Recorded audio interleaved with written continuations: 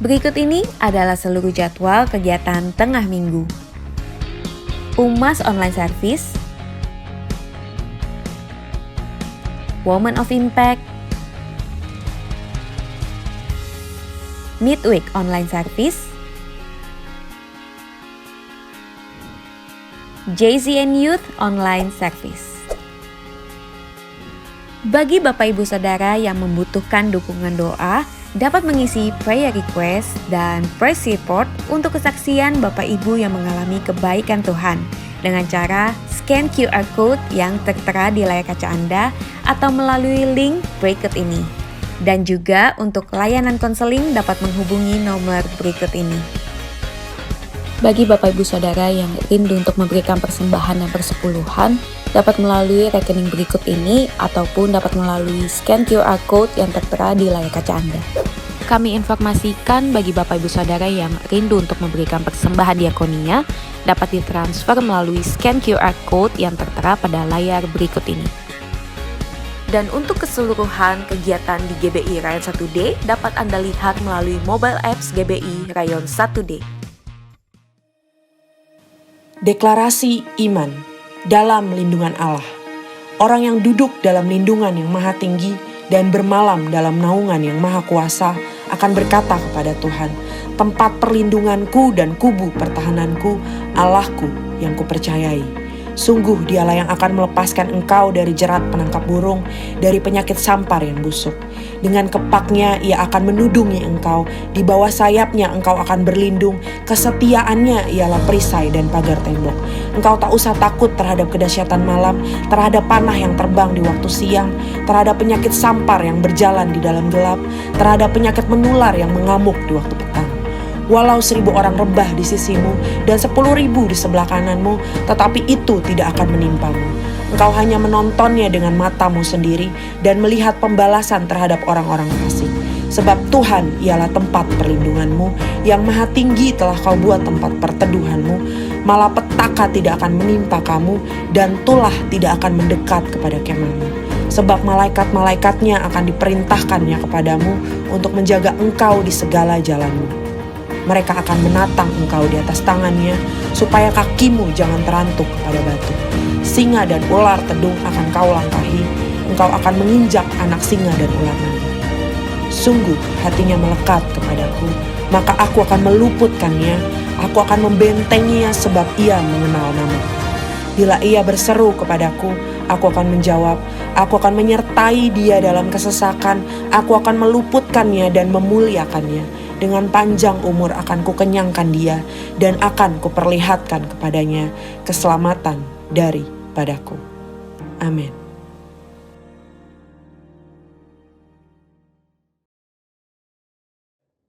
Shalom saudara, salam integritas. Voice of Pentecost hari ini akan membahas mengenai Yesus sebagai teladan integritas dalam perbuatan. Integritas menurut Kamus Teologi Westminster merupakan istilah teologis untuk menunjukkan kemurnian dan kejujuran sebagaimana manusia diciptakan di dalam rupa dan gambar Allah. Alkitab menunjukkan bahwa Yesus adalah sosok yang mendemonstrasikan level integritas yang sempurna, di mana kita dapat meneladani dan belajar darinya. Matius 22 ayat 16, ahli Taurat dan orang Farisi yang membencinya berkata, "Guru, kami tahu, engkau adalah seorang yang jujur, dan dengan jujur mengajar jalan Allah. Dan engkau tidak takut kepada siapapun juga, sebab engkau tidak mencari muka." Nah, kata seorang yang jujur dalam terjemahan New International Version menggunakan kata man of integrity. Artinya seorang yang berintegritas. Pertanyaannya kini, mungkinkah kita bisa hidup berintegritas seperti Yesus? Jawabannya adalah ya, sangat mungkin. Sebab kita memiliki potensi untuk menjadi serupa dengan Kristus. Dan dalam hal ini, kita sangat dimungkinkan untuk hidup berintegritas seperti Yesus. Kehidupan berintegritas bukanlah kehidupan sempurna tak berdosa secara moral, tetapi adanya kesesuaian antara motivasi, pikiran, dan tindakan.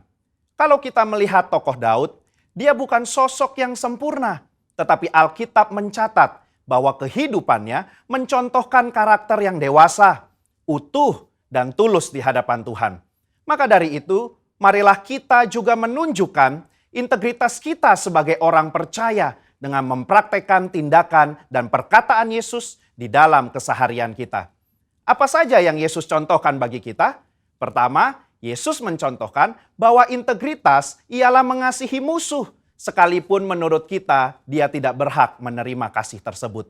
Di dalam perumpamaan seorang Samaria yang baik hati, Yesus mengajarkan bagaimana kita seharusnya menerima dan mengasihi orang lain.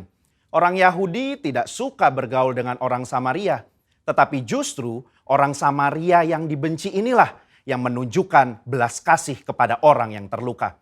Integritas berbicara tidak hanya mengetahui soal doktrin dan pengajaran belas kasihan, tetapi menghidupi ajaran belas kasih itu.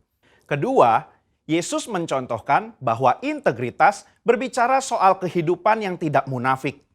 Yesus mengecam keras perbuatan orang-orang Farisi dan menyebut mereka orang-orang yang munafik karena mereka tidak melakukan apa yang mereka ajarkan atau katakan.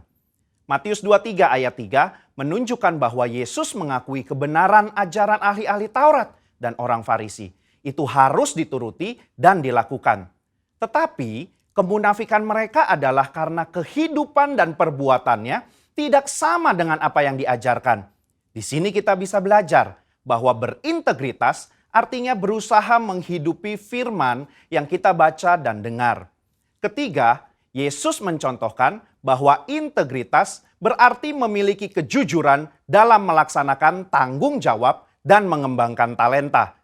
Yesus datang ke dunia mengemban misi dari Bapa untuk menyelamatkan umat manusia dari dosa. Dan dalam melaksanakan tugas dan tanggung jawabnya tersebut, Yesus menunjukkan bahwa dirinya adalah sosok yang jujur di dalam perkataan maupun tindakannya. Mari kita mengevaluasi perkataan dan tindakan kita hari ini. Adakah kejujuran di dalam setiap aspek kehidupan kita? Ada dua hal yang bisa kita lakukan supaya bisa hidup seperti Yesus. Yang pertama, membuka diri untuk dipenuhi oleh Roh Kudus. Pertumbuhan kerohanian tidak bisa terjadi tanpa Roh Kudus dalam hidup kita. Roh Kuduslah yang memampukan dan menuntun kita supaya menuju kehidupan kedewasaan rohani dan menghasilkan integritas yang membuat kita semakin serupa dengan Kristus. Kedua, mengambil bagian dalam komunitas orang percaya. Ibrani 10 ayat 25 mengingatkan kita untuk tidak menjauhi diri dari pertemuan-pertemuan ibadah dalam sebuah komunitas. Bahkan kita diminta untuk saling menasehati dan semakin giat menjelang kedatangan Tuhan. Di dalam komunitas inilah kita dapat saling menasehati, mengingatkan, bahkan nilai-nilai moral dan karakter integritas dapat diajarkan, dicontohkan, dan dilakukan. Di gereja kita sendiri terdapat KUL, di mana KUL merupakan tempat berlangsungnya pemuritan dan tempat di mana karakter kita diasah untuk semakin serupa seperti Kristus. Sudahkah Anda tergabung di dalam KUL? Kesimpulannya, Yesus merupakan teladan integritas yang sempurna bagi kita. Sebagai orang percaya, kita dimungkinkan dan dimampukan untuk menghidupi kehidupan yang berintegritas seperti yang Yesus lakukan dan teladankan. Dengan kemauan, usaha, dan latihan yang terus-menerus, diiringi dengan tuntunan Roh Kudus, maka kita akan mengalami kedewasaan rohani dan karakter kita akan semakin serupa dengan Kristus. Saya berdoa di tahun integritas ini, kita menjadi pribadi yang dewasa rohani, hidup berintegritas, dan menjadi berkat dimanapun kita berada bagi hormat dan kemuliaannya. Saudara, untuk penjelasan lebih lengkapnya dari tim teologi kami, jangan lupa buka link yang ada di atas atau scan QR Code yang tersedia. Tuhan Yesus memberkati.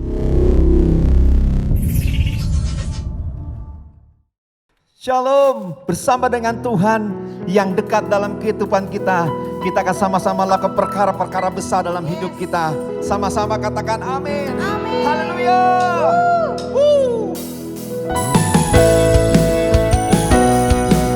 Kami percaya Tuhan anugerah-Mu besar bagi setiap kami. Thank you Lord. Tak pernah ku ragu akan Engkau Tuhan. Lord. Yes Lord.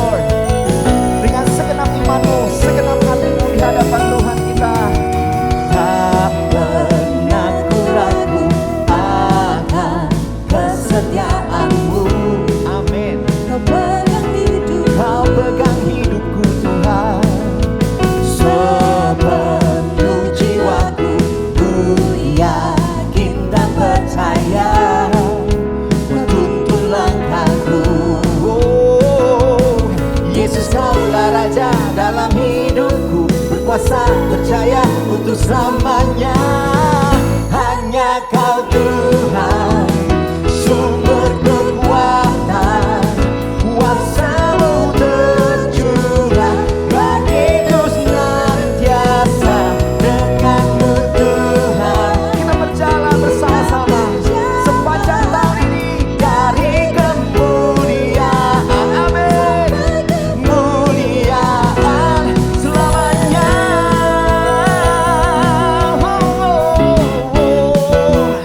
Selama-lamanya Tuhan, sepanjang tahun ini sama-sama sekali lagi di hadapan Tuhan kita. Tak pernah ku ragu akan kesetiaan-Mu Yesus, Kau pegang hidupku sepenuh jiwaku, penuh jiwaku. Ku yakin dan percaya Kau tuntun langkahku. Mari angkat tangan sama-sama katakan, Yesus Kaulah Raja dalam hidupku, berkuasa, percaya untuk selamanya. Come on, hanya Kau Tuhan, sumber kekuatan, kuasa-Mu tercurah bagiku senantiasa. Dengan-Mu Tuhan ku kan berjalan, dari kemuliaan sampai kemuliaan selamanya. Kami percaya berjalan bersama-Mu sepanjang tahun ini Tuhan, dari kemuliaan demi kemuliaan, kemenangan demi kemenangan ya Aba. Yesus Kaulah Raja dalam hidupku, berkuasa, percaya untuk selamanya. Yesus Kaulah Raja dalam hidupku, berkuasa, percaya untuk selamanya. Come on. Hanya Kau Tuhan, sumber kekuatan, kuasa-Mu tercurah bagiku senantiasa. Dengan-Mu Tuhan ku kan berjalan, dari kemuliaan sampai kemuliaan selamanya. Selama-lamanya Tuhan. Haleluya. Berikan sorak-sorai yang paling meriah buat Tuhan Yesus yang setia, yang dekat dengan setiap kita. Thank you Lord Jesus. Thank you Lord Jesus. Oria batashanta karalabaya rabasa. Thank you Lord, thank you Lord. Kau Allah yang dekat dengan kami. Kau tidak pernah jauh dari kami. Berjalan bersama kami umat-Mu Tuhan, sehari demi sehari sepanjang tahun ini. We love you so much Lord Jesus. Thank you Lord, thank you Lord, thank you Lord. Oralabaya shandalalabaya shiririri. Bapa, ku datang mencari wajah-Mu, dan ku merendahkan diri di hadapan-Mu.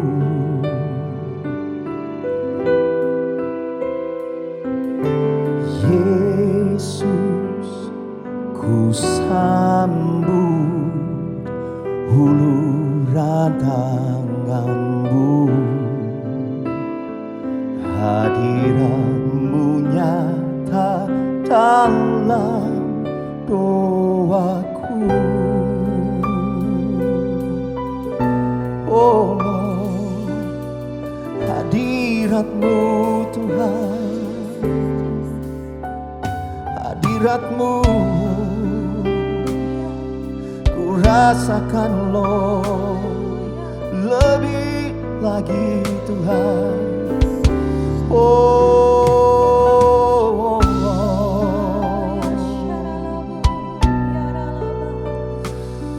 Hinalabaya Shandalabai Shikalalabalabala Bawa kami dalam hadirat-Mu Tuhan. Pribadi lepas pribadi yang hadir hari ini, kami mengangkat tangan di hadapan-Mu, menyembah-Mu Tuhan. Engkau tidak pernah jauh dari kami. Engkau tahu waktu kami berbaring, Engkau tahu waktu kami berjalan, Engkau tahu segala hal Tuhan. Engkau tidak pernah jauh dari kami ya Allah. Syaralabaya Shande. Oh Lord.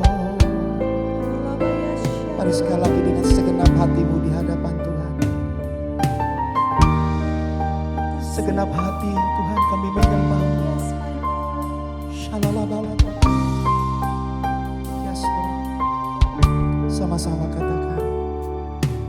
Bapa, ku datang mencari wajah-Mu,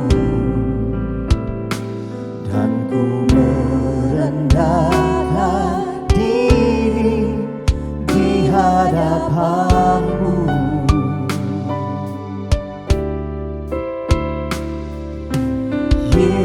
Yesus, ku sambut uluran tangan-Mu. Hadirat-Mu nyata dalam doaku.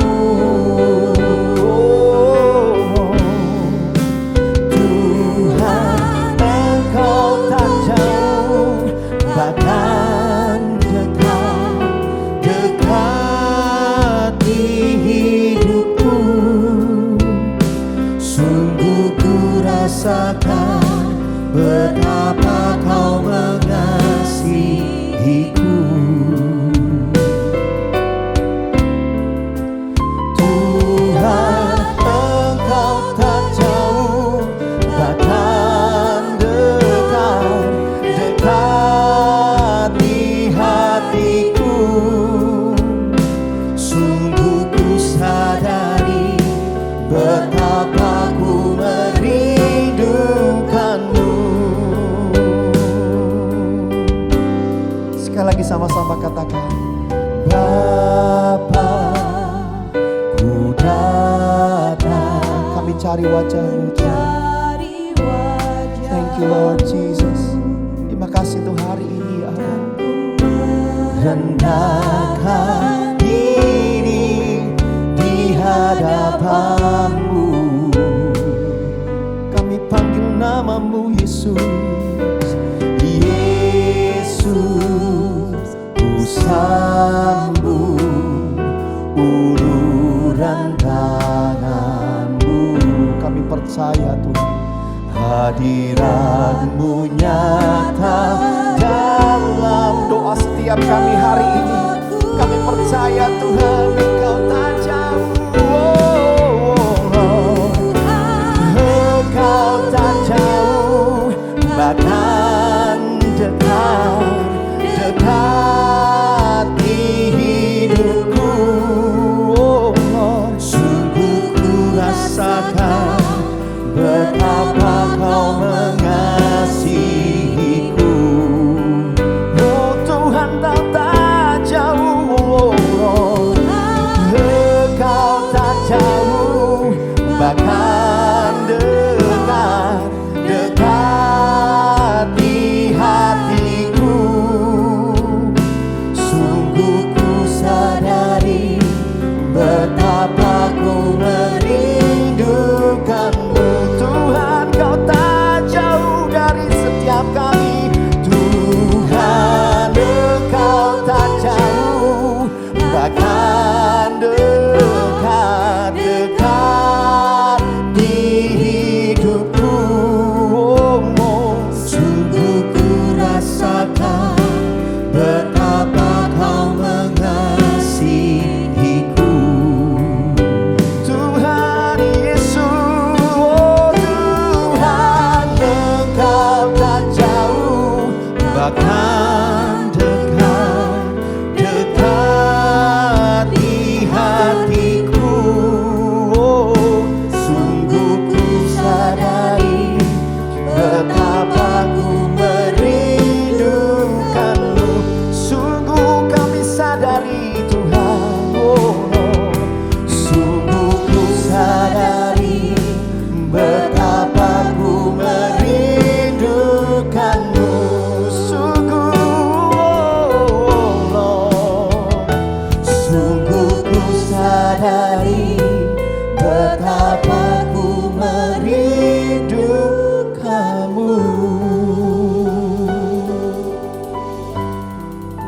Kami merindukan-Mu Tuhan, setiap saat, setiap hari. Oh, Kau Bapa yang baik.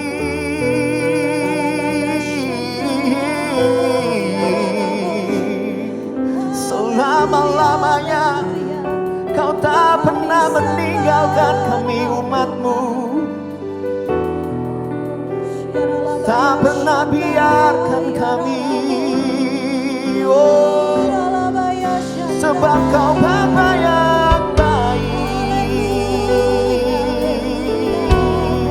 Kami sembah Engkau, Lord.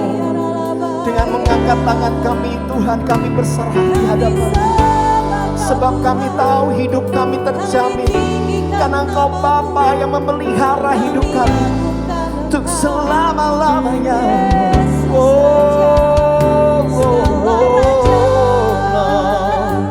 Hinalalabaya shande, Hurialabaya shando.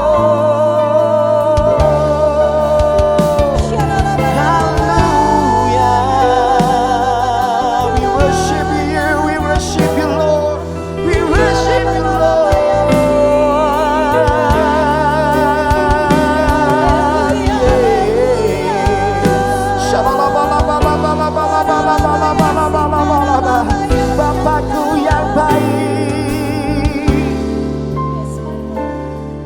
Bapakku yang baik, sangat ku cinta. Kasih-Mu padaku semakin nyata ku rasakan. Kaulah Bapakku yang baik, penuh karunia. Ku bersyukur selalu kepadamu, Bapa. Dengan senap hatimu katakan, oh, Bapakku yang baik. Kau sangat baik, sangat ku cinta.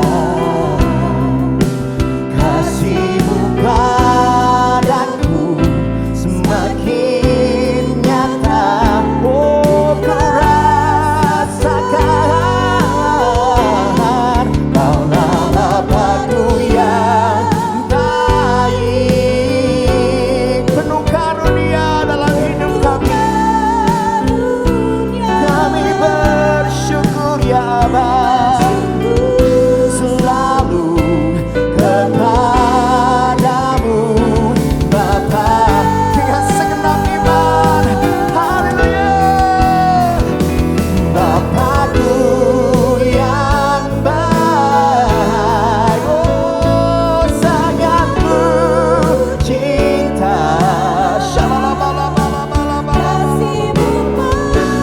Padaku semakin nyata ku rasakan. Kaulah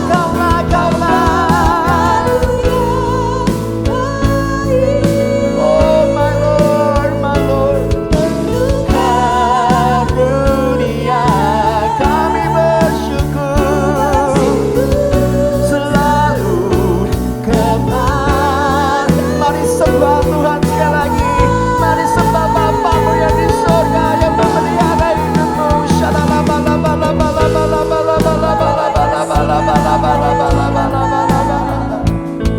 Oh, ya lama sande, ya lama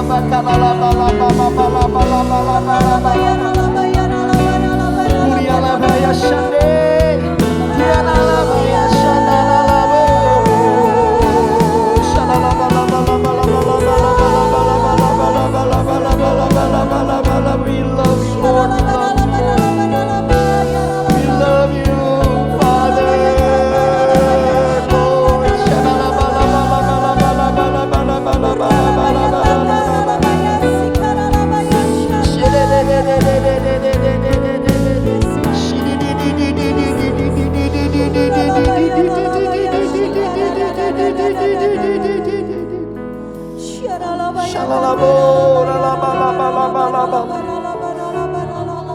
We feel your presence, Lord Jesus.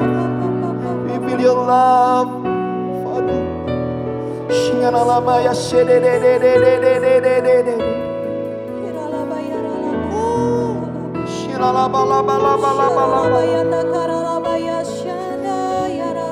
Oh Lord.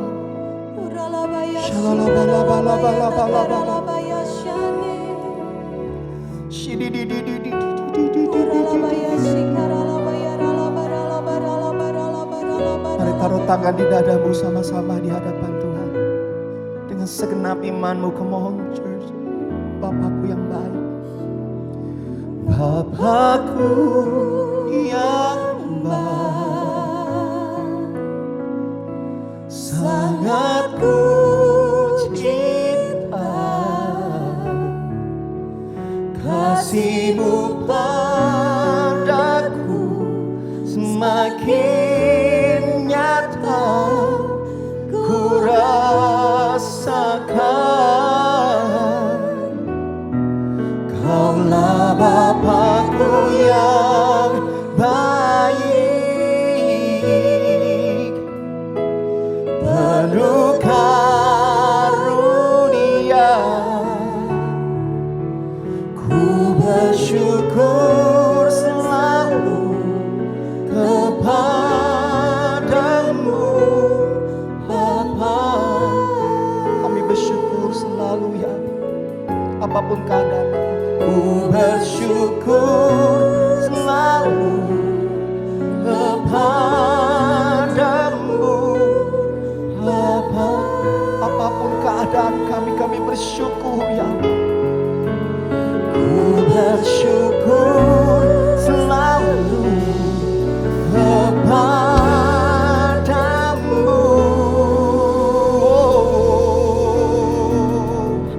Bapa.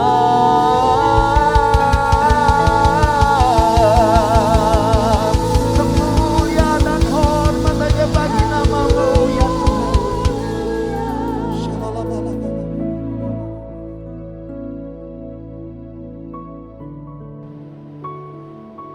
Dalam hadirat Tuhan, kami percaya waktu kami menyembah, memuji nama-Mu Tuhan, ada anugerah yang besar.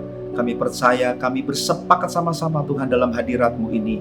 Di dalam prayer request yang ada, kami bersepakat dalam nama Tuhan Yesus, kesembuhan yang terjadi Tuhan. Untuk rekan-rekan kami yang sakit COVID, diabetes, asam lambung, benjolan kecil yang ada di payudara, yang didiagnosa tumor jinak, kami perkatakan di dalam nama Tuhan Yesus, oleh biru-biru darah-Mu Tuhan Yesus, Engkau menyembuhkan anak-anak-Mu Tuhan. Kami percaya di dalam nama Tuhan juga ada anak muda-Mu Tuhan yang menyusun skripsi. Kami percaya Tuhan Engkau memberi kemampuan ilahi supaya beliau Tuhan boleh menyelesaikan skripsinya dengan baik dan boleh memperoleh nilai kelulusan yang terbaik. Di dalam nama Tuhan Yesus juga kami minta Tuhan, ada anak-anak-Mu Tuhan yang meminta hikmat-Mu di dalam hal akademik Tuhan. Di dalam masa pandemi ini kami percaya Tuhan adalah sumber hikmat. Takut akan Tuhan adalah sumber hikmat itu Tuhan. Kami percaya Tuhan itu akan menuntut anak muda ini Tuhan mempunyai hikmat yang luar biasa di dalam akademik. Kami percaya Tuhan juga untuk anak-Mu Tuhan yang dalam pekerjaan, dalam bisnis, yang berdoa untuk kelancaran. Di dalam nama Tuhan Yesus, bukan hanya kelancaran tetapi Kau membuka pintu-pintu yang tertutup.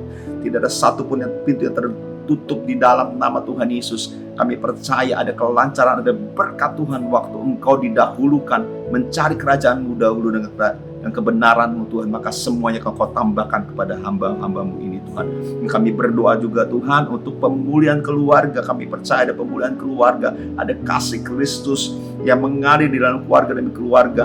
Kami percaya keluarga ini akan diselamatkan Tuhan. Suami dan istri saling mengasihi satu sama lain. Dan kami percaya Tuhan juga ada anak-anak-Mu Tuhan yang berdoa untuk keturunan ilahi. Kami percaya firman mengatakan keturunan adalah hasil buah berkat di dalam nama Tuhan Yesus. Kami percaya Engkau memberikan berkat pernikahan itu Tuhan buat anak-Mu ini. Kami percaya ada keturunan ilahi yang Kau berikan Tuhan buat pasangan suami istri ini.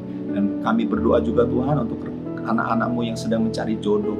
Engkau akan memberikan, mempertemukan jodoh yang sepadan yang takut akan Tuhan buat anak-Mu ini Tuhan. Juga kami berdoa Tuhan untuk seseorang yang sedang melayani atau membimbing anak yang mengurus anak yang dalam kebutuhan khusus. Kami percaya biarlah Tuhan kasih-Mu itu yang mengalir dalam hatinya, sehingga waktu kasih itu mengalir, kami percaya ada kesabaran, ada hikmat yang menuntun, sehingga boleh mengurus anak ini dengan luar biasa. Di dalam nama Tuhan Yesus, mengurusnya di dalam kebenaran Tuhan.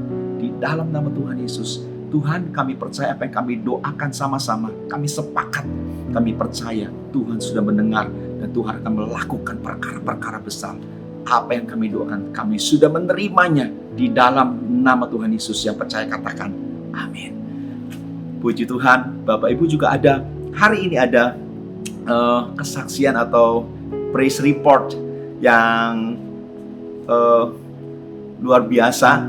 Jadi ada seorang ibu 75 tahun yang jatuh dari WC dan terjadi keretakan tulang belakang, dan Tuhan menyembuhkan, Tuhan memberikan kelancaran di dalam operasi sehingga ibu ini sekarang sudah bisa berjalan. Puji Tuhan, semua kemuliaan hanya bagi nama Tuhan. Kami percaya juga dan kita percaya semua bahwa apa yang kita doakan tadi juga akan terjadi kesembuhan, terjadi kelepasan, terjadi berkat, terjadi yang luar biasa. Karena Tuhan kita, Tuhan yang luar biasa sampai sekarang, sampai selama-lamanya. Dan sebentar kita akan diberkati, Bapak Ibu Saudara, firman Tuhan oleh Pastor Aruna Wirolikito. Dan kita akan sama-sama menikmati berkat Tuhan lewat firman yang luar biasa. Terpujilah nama Tuhan. Haleluya. Shalom, Jemaat GBI Taman Siri Raya 1D. Senang bertemu Anda lagi dalam ibadah online. Sebelum kita mendengar firman Tuhan, kita akan berdoa. Bapa di sorga, dalam nama Tuhan Yesus, terima kasih buat berkat beribadah dalam kehidupan kami. Engkau merawat kami sampai hari ini, telah melewati banyak tahun, minggu, dan hari, dan bulan. Kami percaya bahwa penyertaan Tuhan kuat dalam kehidupan kami. Kau menjamin kehidupan kami ke depan, Roh Kudus mencengkram kami dengan kuat, supaya tidak menyimpang kanan, tidak menyimpang kiri, tapi terus berpegang kepada panggilan yang ilahi. Pujian, hormat, kuasa, kemuliaan bagi nama Tuhan Yesus. Kau perisai hidup kami, Kau pagar tembok sekeliling kami, tidak pernah yang jahat bisa menyentuh hidup kami. Engkau Tuhan upah kami yang sangat amat besar. Di dalam nama Tuhan Yesus yang percaya boleh berkata, amin. Shalom saudara sekalian, bagaimana kabarnya? Anda bisa lihat saya nggak bisa lihat Anda, tapi saya percaya bahwa Tuhan memelihara kehidupan kita seturut dengan kuat kuasa anugerahnya yang besar. Saya percaya bahwa berkat Tuhan terus melimpah, yang sedang menapak memasuki bulan demi bulan, tahun ini terus sampai nanti ke akhir. Dan saya percaya bahwa Tuhan sedang mengerjakan hal yang luar biasa dalam kehidupan Anda dan saya. Pemakaian Tuhan terus ajaib. Dan saya percaya bahwa seperti hamba-hamba Tuhan dipakai oleh Tuhan dari waktu ke waktu, terus masa demi masa sampai hari ini, dalam sebuah kegerakan gelombang ilahi, saya juga berdoa engkau dan saya terus disertai oleh Tuhan Yesus. Jangan menjadi kendor, jangan jadi lemah. Mungkin Anda sudah melihat apa yang terjadi di masa-masa yang lalu, tapi ke depan kita menapak hal yang baru. Tetap kuat, sejahtera, dan penuh sukacita. Nah, saudara Tuhan, kita buka firman Tuhan sebentar. Efesus yang ketiga. Menarik, Efesus yang didambakan. Keren ya, Efesus artinya didambakan, yang didambakan. Paulus menulis kitab ini di Roma. Kira-kira ya tahun 60 sampai 63. Siapa yang tahu aslinya? Oke, yuk kita lihat firman Tuhan Efesus ketiga. Saya akan mulai ayat yang ke-9 saja. Ayat ke-8 supaya tidak terputus. Efesus 3 ayat ke-8. Intinya saya akan mengambil ayat 9 sampai ke-11. Kepadaku, kata Paulus, yang paling hina di antara segala orang kudus telah dianugerahkan kasih karunia ini, untuk memberitakan kepada orang-orang bukan Yahudi kekayaan Kristus yang tidak terduga itu. Anda bisa bayangkan bahwa orang-orang non-Yahudi artinya orang Yunani. Yunani bukan berarti Yunani sekarang, tapi adalah orang di luar Yahudi, itu namanya orang Yunani pada hari itu. Orang dengan budaya Hellenism, Yunani, dan itu tipe orang yang pemikirannya, pola hidupnya, gaya kulturnya sangat berbeda dengan pola pikir orang Yahudi. Dan Paulus dipilih Tuhan untuk bicara sama mereka. Nggak gampang juga ya Bapak Ibu, tetapi itulah konsep yang namanya sebuah amanat agung penginjilan sampai kepada seluruh bangsa. Ayat 9, dan untuk menyatakan apa isinya tugas penyelenggaraan rahasia yang telah berabad-abad tersembunyi dalam Allah. Alkitab berkata untuk menyatakan apa isinya, penyelenggaraan rahasia yang telah berabad-abad tersembunyi dalam Allah. Luar biasa. Ternyata Tuhan punya sebuah rencana yang akan diaplikasikan dalam bentuk sebuah gelombang, sebuah penerapan besar kegerakan yang rahasia yang sudah lama ditentukan oleh Tuhan. Sudah lama. Yang menciptakan segala sesuatu. Artinya dirancang tepat oleh ilahi. Dan ini ada isinya, ada kontennya. Bukan cuma dipanggil, selesai tugas selesai. Kalau Anda melihat pola ini, berarti sebuah rencana besar itu isinya banyak. Untuk menyelesaikan itu, maka Tuhan memilih orang-orang tertentu untuk melakukan isi hati Tuhan. Dan semua itu Alkitab katakan adalah isinya tugas penyelenggaraan rahasia, supaya sekarang oleh jemaat diberitahukan pelbagai ragam hikmat Allah. Oleh jemaat diberitahukan berbagai ragam hikmat Allah kepada pemerintah-pemerintah dan penguasa-penguasa di sorga, sesuai dengan maksud abadi yang telah dilaksanakannya dalam Kristus Yesus Tuhan kita. Luar biasanya adalah oleh jemaat disampaikanlah hikmat ini kepada pemerintah-pemerintah penguasa di sorga. Cerita ini adalah cerita yang juga ada di firman Tuhan, itu adalah ditulis oleh Rasul Petrus. Dikatakan di sana dalam 1 Petrus yang pertama ayat yang ke-12. Luar biasanya adalah surat ini ditulis agak berdekatan waktunya dengan apa yang ditulis oleh Paulus di kitab Efesus kepada jemaat di Efesus.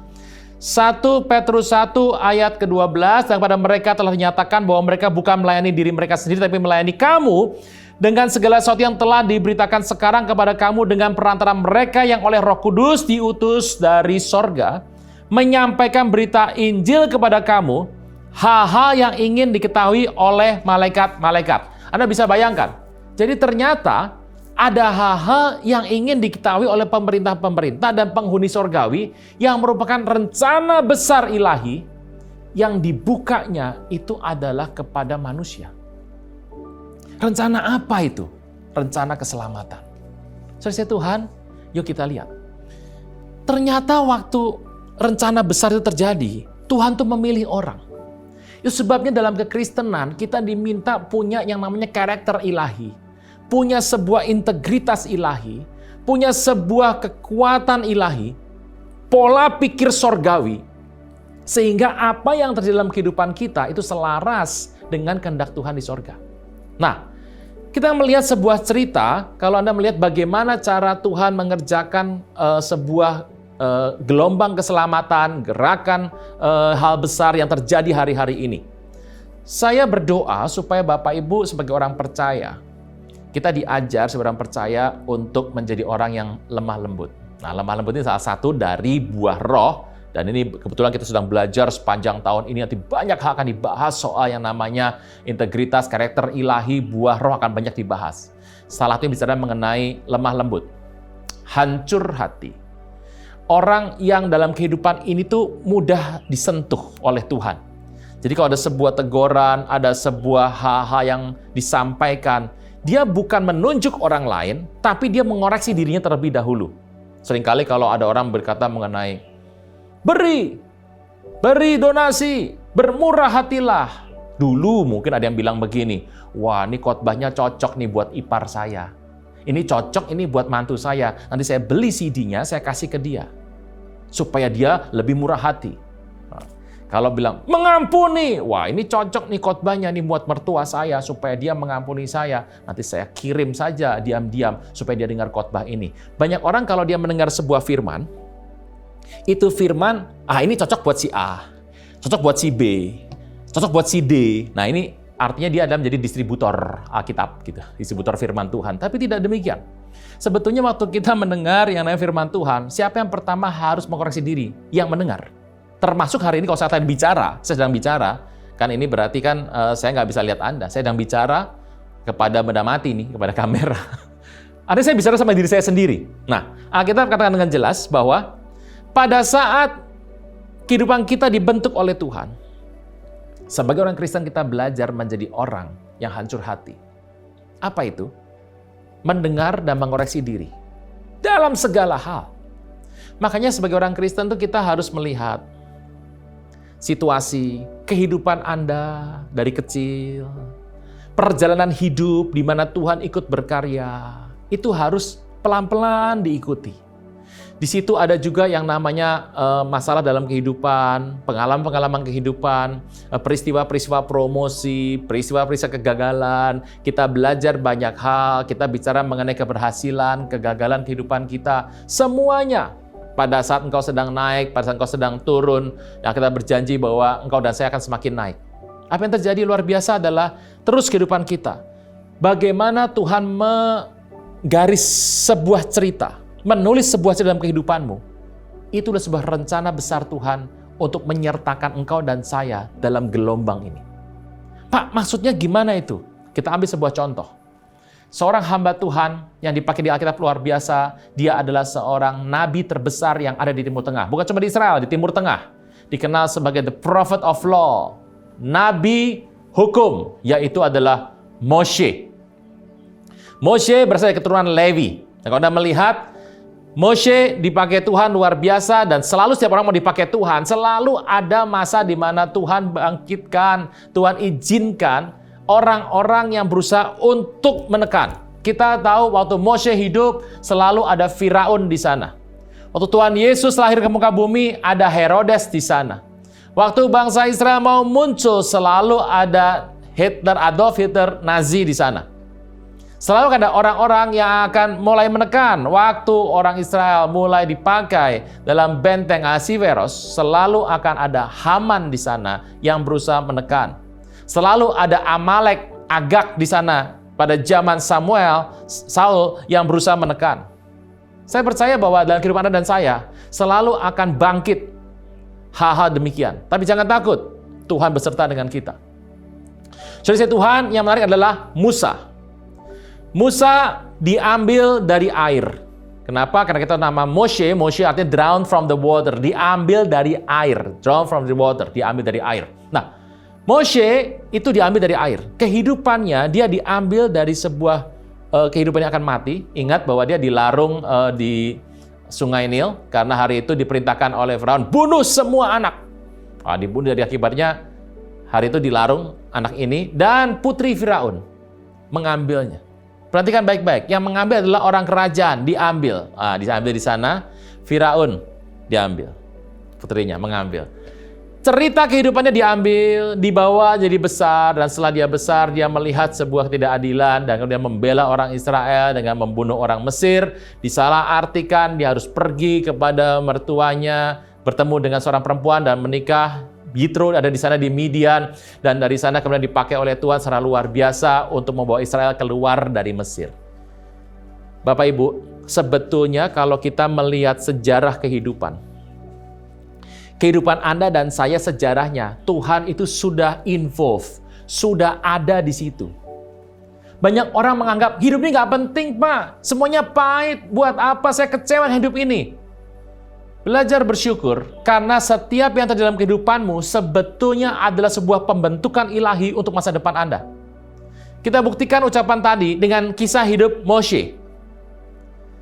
Yuk, yang pertama, dia berasal dari golongan suku Levi. Kenapa Levi? Masih ingat sebuah peristiwa yang besar terjadi?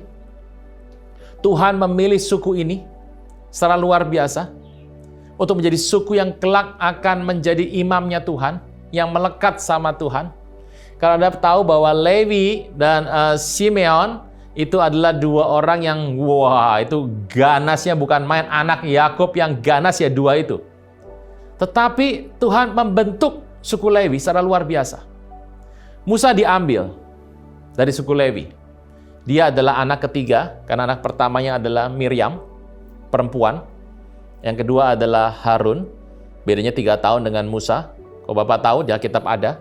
Kok Miriam yang pertama Bapak tahu dari mana? Iya, karena Miriam itu bisa ketemu sama putri Firaun hari itu. Dia sudah cukup besar hari itu. Dia bukan bayi lagi. Dia bisa ngobrol dengan putri Firaun. Berarti dia sudah cukup besar. Dan Musa yang ketiga, nabi paling besar. Dia diambil dari air. Diselamatkan dari sebuah kematian. Lihat prinsipnya. Diambil dari air dan dibawa ke dalam istana raja. Dididik dengan cara kerajaan. Secara luar biasa dia belajar banyak hal. Soal obat-obatan, strategi perang, peperangan, senjata, naik kuda, filsafat dia belajar perbintangan, dia belajar yang namanya alam, dia belajar tumbuh-tumbuhan, dia belajar menjinakkan binatang buas, dia belajar untuk berperang, dia belajar untuk menyusup, dia belajar segala hal. Kenapa? Karena dia dibesarkan bersama dengan anak dari putri Firaun. Keluarga raja. Royal Palace. Tempat kediamannya tempat yang indah. Tapi satu hari, apa yang terjadi? Musa melihat ketidakadilan. Dan hatinya bergolak. Dia secara salah, walaupun tujuannya benar, dia mau bela bangsanya, dia membunuh orang Mesir. Yang terjadi adalah hari itu dengan cepat tanpa Instagram, medsos, dan WA group, tiba-tiba yang terjadi adalah berita itu sampai kepada Firaun dan Musa harus keluar dari Mesir. Keluar dari Mesir, dia harus pergi mengembara dan dia bertemu dengan seorang perempuan, Zipora, dan uniknya perempuan ini adalah anak dari Yitro, seorang imam di Midian. Jadi akhirnya dia tinggal di sana, punya kambing domba, mengembalakan, dan dia kembali. Berasa tidak Bapak Ibu bahwa pola hidup dari Musa, sejarah hidup Musa, itulah sejarah hidup orang Israel. Jadi apa yang terjadi dalam hidup Musa, sebuah pembelajaran untuk kelak dia bisa menolong bangsa Israel. Israel keluar dari kehidupan yang kacau, dia harus keluar dari air. Masih ingat ya, Musa keluar dari air. Bukankah Israel keluar dari yang namanya Laut Teberau? Red Sea, keluar dari sana. Musa keluar. Musa pernah keluar dari Mesir untuk masuk ke sebuah padang. Orang Israel juga keluar dari Mesir untuk masuk ke padang. Kemana Tuhan bawa orang Israel bersama dengan Musa? Bertemu di Gunung Sinai. Cerita soal Sinai, perjanjian Sinai, adalah perjanjian Musa yang dibuat Tuhan dengan orang Israel. Pertanyaannya, waktu Musa keluar dikejar oleh Firaun, dia keluar dari Mesir, dia pergi. Kemana dia pergi? Ke daerah pegunungan Sinai. Midian adanya di daerah situ. Untuk apa orang Israel pergi keluar?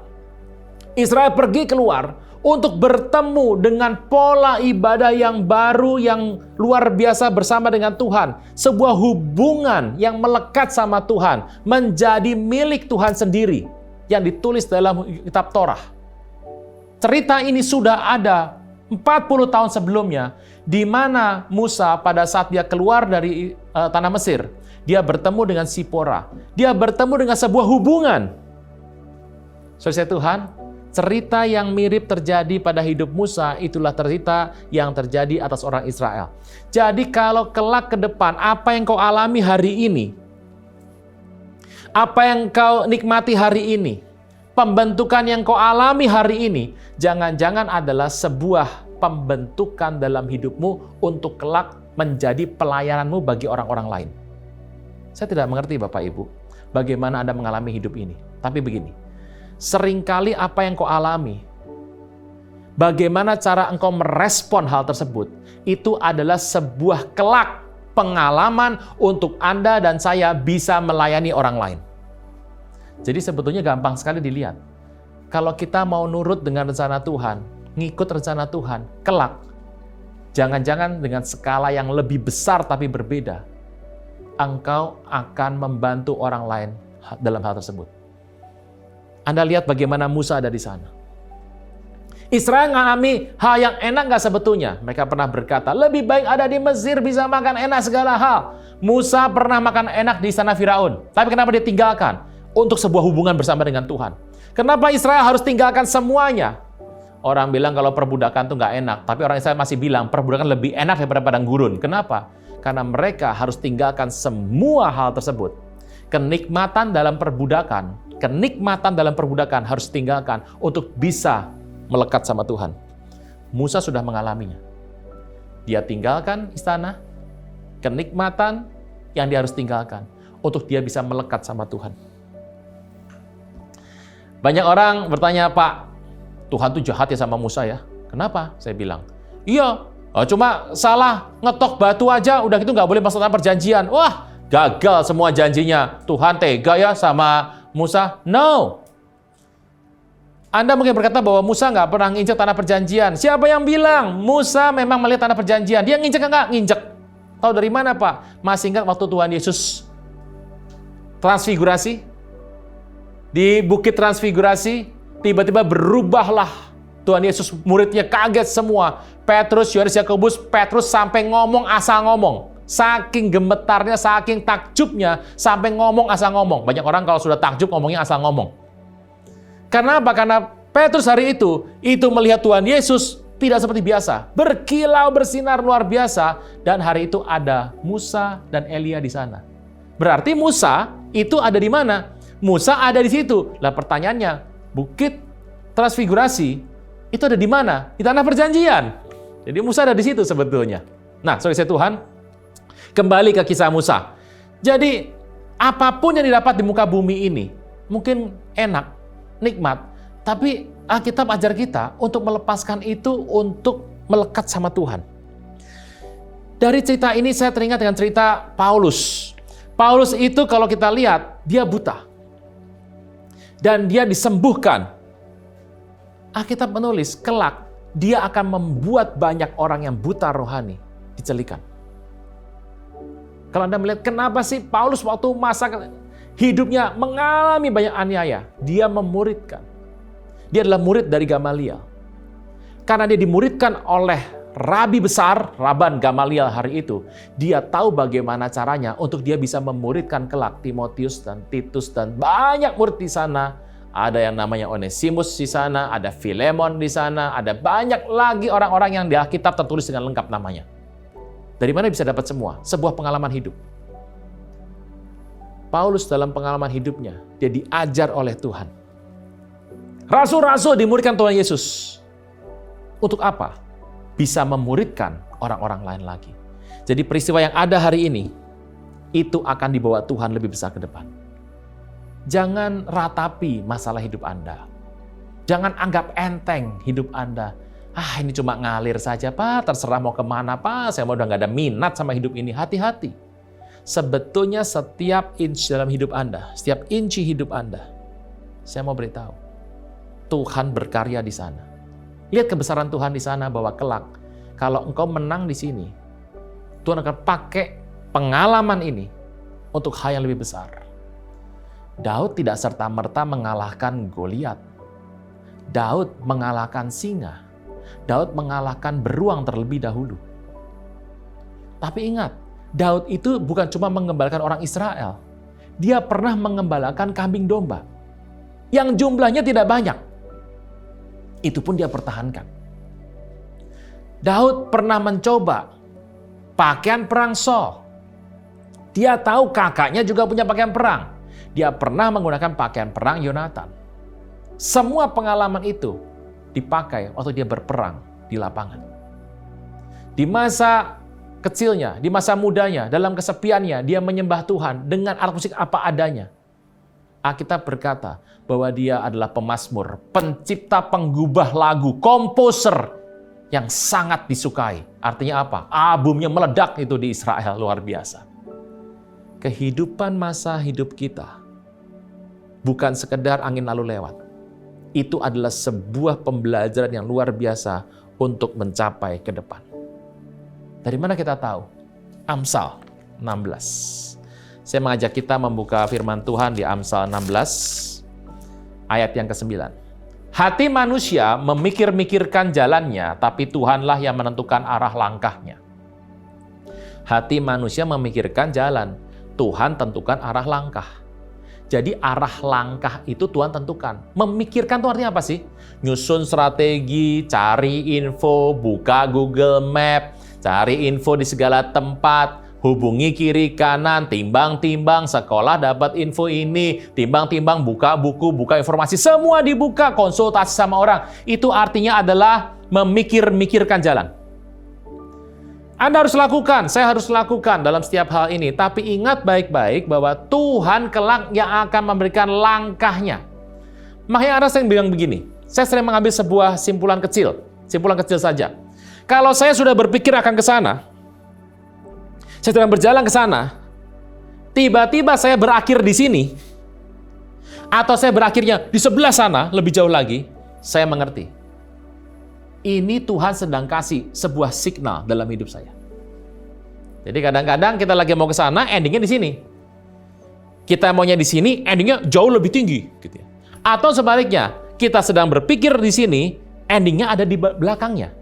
Saya mau beritahu, Tuhan sedang memberikan sebuah signal dalam hidup kita. Tidak ada yang kebetulan dalam hidup orang percaya. Saudara Tuhan, Musa sudah mengalami. Apa yang terjadi dalam hidup Musa? Sejarah hidup Musa adalah sebuah cerminan kecil, pilot project atas keselamatan yang Tuhan buat atas bangsa pilihan. Dan Alkitab berkata, PL adalah bayangan akan apa yang ada di PB. Keselamatan dari bangsa pilihan ini kelak akan menyebar sampai ke ujung bumi. Polanya adalah pilot project. Kan tidak begini Bapak Ibu, Tuhan mau menyelamatkan semua bangsa dikumpulkan, Moab, Amon, Midian, Asyur, Babel, semua dikumpulkan, dibikin jadi bangsa yang baru, disunat, kemudian inilah bangsa pertobatan besar dunia. Kan tidak.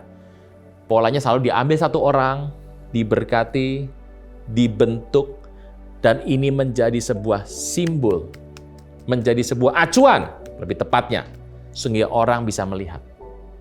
Hari ini, dalam hidup Anda apa yang engkau dan saya harus lihat. Makanya hidup dalam kehidupan hari ini harus dihargai.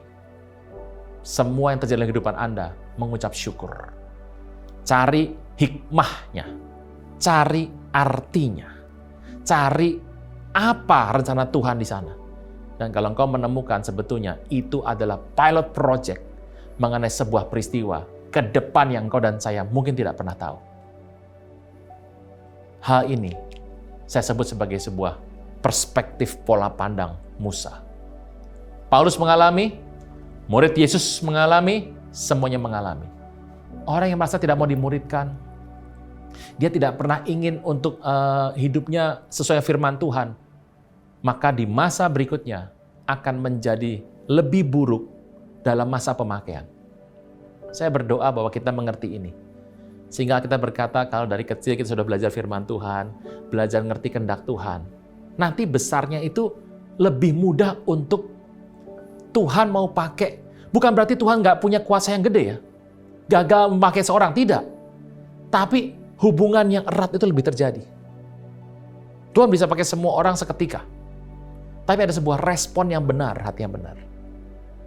Banyak orang Kristen di masa yang lalu, mungkin juga sekarang, kehilangan kesempatan untuk melihat pemakaian Tuhan yang besar dalam kehidupannya karena dia mengabaikan perjalanan hidup. Dan saya berdoa, itu sebabnya kenapa kita harus melihat kembali, mengoreksi kembali sebagai sebuah karakter ilahi dalam tahun integritas. Mengecek kembali. Tidak banyak melemparkan sebuah tuduhan. Tidak banyak untuk menyerang, tapi lebih baik mengkoreksi diri sendiri. Karena waktu engkau menang dan saya menang, kita akan melihat tangan Tuhan membawa kita ikut dalam sebuah skenario besar kegerakan penyelamatan dunia. Dan biarlah kebaikan Tuhan beserta dengan kita. Kita berdoa.